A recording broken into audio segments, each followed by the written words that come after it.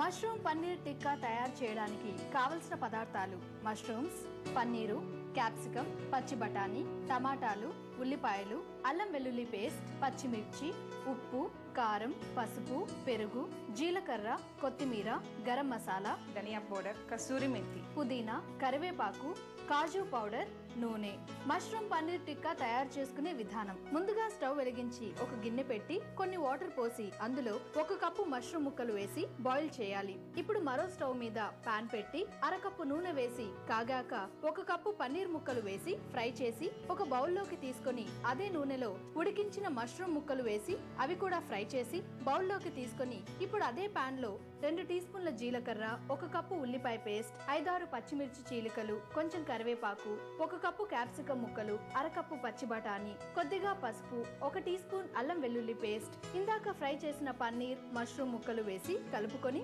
1.5 tea spoon కారం, 1.5 tea spoon ధనియాల powder, తగినంత ఉప్పు, 4 టీ స్పూన్ల కాజు పౌడర్, కొద్దిగా కసూరి మేతి, పుదీనా, 1 కప్పు టమాటా ప్యూరీ వేసి మూత పెట్టి 5 నిమిషాలు మగ్గించి చివర్లో కొంచెం గరం మసాలా, 2 టీ స్పూన్ల పెరుగు వేసి కలిపి బౌల్లోకి తీసుకొని కొత్తిమీర, టమాటాతో గార్నిష్ చేసుకోవాలి. అంతే, మష్రూమ్ పన్నీర్ టిక్కా రెడీ.